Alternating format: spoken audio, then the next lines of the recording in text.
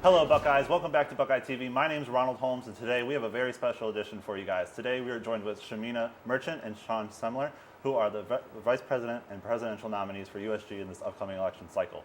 So go ahead and introduce yourself. Yeah, I'm Shamina Merchant. I'm currently a third-year student studying business administration and specializing in information systems. And I've had the pleasure this year of serving as our Deputy Chief of Staff within the organization, as well as our liaison to the Association of Big Ten Students. And my name is Shawn Semmler. I'm a third year studying finance, and I've had the privilege to serve as a Deputy Director within Governmental Relations, focused on the federal side of the issues. Cool.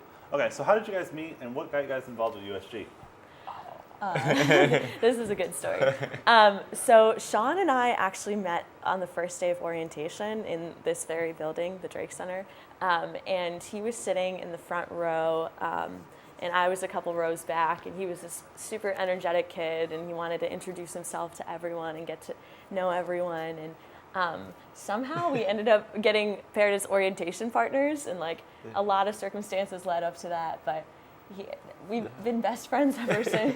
Well, it was funny too. So in orientation, you schedule, right? Mm-hmm. So we're sitting down next to each other. Our parents are there, and I'm trying to say, okay, well, how'd you schedule that? How'd you schedule that? And it wasn't lining up, and that's because she was taking all second-year courses, and I was taking freshman-year courses. And my dad said, yeah, you should probably make sure you're good friends with her throughout this whole process. And I feel like I've done that pretty well.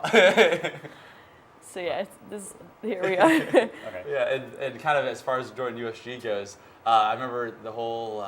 What's the day in the Oval, the involvement fair there? Yes. All the wildest craziness of that. You lived in Morrill Tower, is that right? Yes. We came by and stopped by afterwards, and we were just looking at different things to get involved in. USG was always something that we kind of talked about, and we said, well, heck, let's check it out. And we ended up both getting in. We've had the privilege of kind of doing different routes within there, but I feel like that makes us a good kind of combination, a good team here.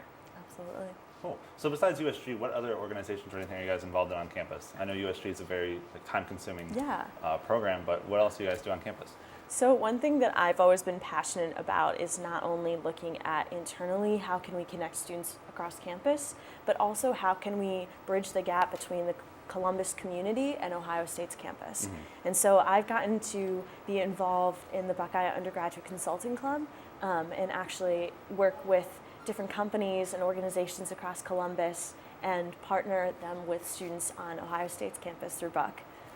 Yeah, and I'm an active member of Alpha Kappa Psi, it's a business fraternity, and then I also, off campus, have my own candle company. We have 2 employees, and we're a social enterprise. We donate $1 per candle sold to Kitchen Have Cancer Foundation in memory of Johnny Wade, and that takes up a lot of my time when I'm not on campus. I'm at home pouring candles, but it's been a really fun endeavor. We've been at it for almost over a year now. We're in 2 shops and do a lot of e-commerce and do a lot of fundraisers as well. So it sounds like you guys are very, very busy off campus and on campus. So Shamina, you're running for president, and Shawn, you're running for vice president. What got you guys together to run? What inspired you guys to run for president and vice president? So Shawn and I, having been in different roles in the organization, spent a lot of time reflecting on what USG means to us, and we realized that we do really believe in USG's potential to impact change on this campus. But when we were talking, we felt like what USG could do a better job of was actually actively listening to students, not just reaching out, and that's something that we can do a much better job of in terms of keeping the student body updated on what we're working on, but also throughout the process actually listening to make sure that the approach we're taking actually reflects what the students want to see. And so when we were starting to think about how we would run a campaign if we decided to do this, was we wanted to actually have policy that was directly shaped by students' stories on this campus. And so we've been reaching out to different people and just trying to listen before taking a step and leading. Yeah, because we're in the organization, we're in USG. We see the pros and we have a lot of fun with those, but then we also see some of the cons, and we oftentimes get pretty frustrated there. One of the things we really wanted to try to take an alternative stance on, and it's pretty time consuming, but we want to reach out first, because I feel like a lot of times you'll read policy docs and say we want to get people together, and then we want to develop an action plan. You only get a year in office, and we don't want to waste time when we're in there getting people together. We want to go ahead and get people together beforehand, so then that way when we get in office, if elected, the first day it's not like, hey, my name is Shawn, nice to meet you, Ron. It's, hey, my name is Shawn, remember when we talked about this and we met with this? I know you're passionate about X topic, let's get to work on it. And so hopefully that way we can make a more efficient administration and we can get more people involved in the whole conversation. So you both mentioned policy. So what are you guys focusing on the next year? What are like big hot topics on campus right now that you guys want to focus on? Yeah, so I'm excited because our policy doc is pretty comprehensive, and we feel like every Buckeye should find something that they're passionate in it. But a few issue areas that we're particularly passionate about are the concepts of affordability, inclusion, and then mental and physical health, because those are areas that affect every student on this campus at some point or another. Shawn and I have personally struggled across all three, and we've seen where Ohio State can do a better job and where USG can do a better job of thinking of the students in those realms. Yeah, and especially as far as input goes, one of the things, specifically speaking, that we're very aware of and something that we'd like to build on for next year is as far as the issue of sexual assault awareness goes. We feel like now we have the Buckeyes Act, and that's starting to come to fruition, but the focus necessarily of the conversation hasn't necessarily been there ever since the It's On Us campaign kind of had a bookend.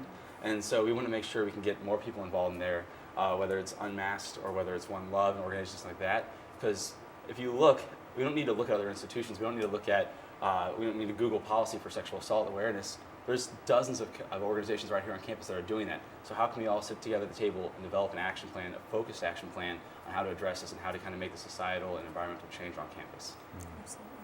So you have students who join USG for different reasons, or people who are potentially thinking about USG.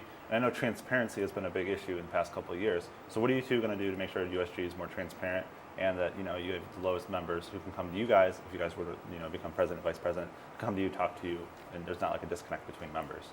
That's a great question. I think the first step is starting to build trust. And that starts with like transparency in terms of where our points came from. And so if you look at our policy doc, you'll see that not only are the points there, but you see the stories that inspired the points.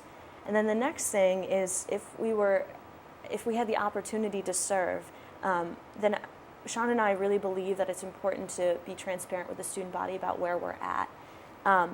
So in terms of policy goals, we've outlined shorter term and longer term policy goals, and we want to be clear throughout the year about what our status is in meeting those goals. So having regular forums and specifically having quarterly policy check-ins that correlate with our USG's budget, I think is a good step in moving forward to building that trust and showing clearly where we actually are in achieving our goals. Yeah, in addition to that, more specifically too, think the Congress.gov website where it shows like those little kind of task bars. Think of a more simplified version of that. That's very nuanced and that's great. Different budgets, I would say, but think of something along those lines where students that are interested in whatever issue or whatever policy it might be, they can see how it's moving along, and whether that comes from a committee within the organization, whether that comes from the GA side or whether it's on the U Senate side, hopefully they can see where that's moving. And if it gets caught up, why is it caught up? And then also on the GA side, now me as vice president, I won't sit over GA next year. With the bylaw change, they'll elect their own Speaker of the Senate. What we want to do is work with that Speaker of the Senate to help encourage them to have office hours. This is an idea we've heard a lot about, so that way GA senators are actually a little bit more transparent on a week-to-week basis, not just when the big votes come up, but like on a week-to-week basis you can kind of build that conversation. And so hopefully we can, between going online and checking that, but then also coming in person, talking to somebody, in addition to us having office hours, people can feel like they're looped in on where the policy is, and they can feel like they're always having input on where that's headed. Okay. So you guys have been in part of USG for quite some time now. How has your involvement in USG shaped your perception about Ohio State as a whole? And what do you have to say to prospective members? Because I know there's a lot of people who are interested in joining USG, but there's that negative stigma about it. Rumors going around that don't join USG, it's a bad organization.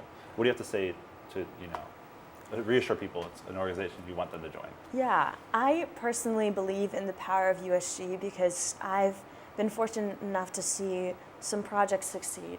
And a lot of times that's not always the case. There's always something that pops up that is a roadblock in getting towards a goal that we wanted to get to maybe in a shorter tenure.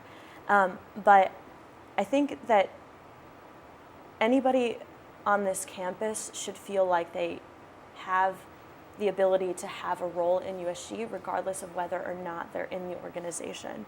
And that's a big goal of Shawn and I's. And that's been shaped by our experience in the org, because we think that the most important thing is that students start to enhance that trust that they have with the organization. Yeah, she said it exactly right. For USG, for me, you talked about the classic line on the tour is make a big university small. And for me, that's been USG. That's really been my community, my family on campus, in addition to Alpha Kappa Psi. But for a lot of people, that's not it, and that's A-okay. But hopefully there's a trust built there, and there's a line of communication built there. We both sit in the U Senate too, on the Senate Fiscal Committee, and UBC, Undergraduate Business Council. We were talking about the Fisher Tech fee. And now, granted, they're clearly interested in governing, but they're not in USG, and that's all right. But we brought them to the table, and they had incredible input there. So whether you're in the organization or not, hopefully you feel like you have a relationship, a line of communication, and a trust built there that we can keep on working together, because we are one Buckeye community, and we need to kind of act like that. And I would add too that because we've had the opportunity to be in the organization over the past 30 years, we've been able to see the attempts that USG has made to better their outreach, and where they have succeeded and where they can improve, and exactly pinpoint those areas. So for example, my sophomore year, USG began to have liaisons that were meant to go to different student organizations and keep them updated on exactly what was happening in the organization. And that's something that we think that program has really great intentions, but there's a lot of ways that it can improve. So exactly being able to pinpoint those, I think, is something that we have been passionate about talking about as well. I had asked a lot of students, and you had mentioned your policy already, but a lot of students had mentioned campus safety. So in recent events with gun violence and stuff like that, a lot of students are starting to feel unsafe on campus, going to class, dining halls, and the residence halls. What will you guys do to ensure students continue to feel safe on campus? I know Ohio State is a relatively safe campus. You rarely hear of any crime that goes on campus. But just to reassure students, I don't know if you guys have thought about this, but what will you guys do to continue to make sure students feel safe on campus? Absolutely. So the first step, I think, again, is listening to the students and figuring out exactly what areas we need to target and advocate for. We centered our safety platform around both on and off-campus safety, but particularly looking at areas that we know that there have been issues in the past. USG was fortunate enough to be able to create a partnership with the Lifeline app, so all students had access to a mobile blue light on their phone. That contract is actually expiring, and so one of the things that we want to ensure is that students have access to an app that's just as good, if not better, and it's going to have, and that app is well marketed. We also wanted to look at different off-campus lots and improve the lighting, specifically Carmack 4 and 5 are areas where students don't feel safe, and rightfully so. And I think that, like, in terms of overall holistic safety, we want to make a conscious attempt to continuously communicate and be honest when we hear things about where there could be issues in the future. I know that a lot of students are concerned about construction, and just keeping an active eye on what's going on and continually advocating for these students is something that's really important to us. I couldn't agree more. As far as transparency measures go, I know I live out on right about Summit and 20th, and it's not unusual for us to hear gunshots out there. And so as far as like off-campus alerts, I think we could do a better job of looping in the whole Buckeye community. But I also think there's something bigger here too. It's making sure that people, because you come to campus, and it's a huge community. As long as people know that it's still their community and that they feel like they're not in silos, that they're not alone, I feel like that goes a long way to making sure people feel connected, feel like they have resources, they have outlets to where they can talk to people, and that they can feel like a sense of home when they're walking around campus. I feel like it's an even bigger kind of societal change that we'd like to see happen here. Absolutely. Okay. What final words do you guys have for students? I know elections are coming up soon. Voting begins on Monday. So what final words do you have to say to students just to let them know that they should vote for you? Yeah, I would say we'd love it if you guys could vote for us, but we'd love it even more if you guys would be willing to engage with us. The whole premise of our campaign is we want students to be able to share their stories. We want them to feel empowered to share their stories and to see that USG is actively working to listen to those stories and create policy that responds to them. So stop by at our tent. It's the big red obnoxious one on the oval. And we'd love to hear your stories about what USG can be doing for you. Yeah, or log on to our website, voteshaminashawn.com. There's a section there, just a little form, and if you feel like you want to speak out, there's the thing there that I'm okay with my name being out there. If not, it's something that we'll read personally and we'll answer back to. But then also, knowing that our ultimate goal, if elected, is to make sure that every student feels heard to some extent. That is our ultimate goal. And sometimes there's frustration there. Sometimes there's a disconnect there. But know that there's enough trust between us and enough communication between us that ultimately you know that you feel heard, and you know that your voice is something that we've talked about and something that we have helped to embrace.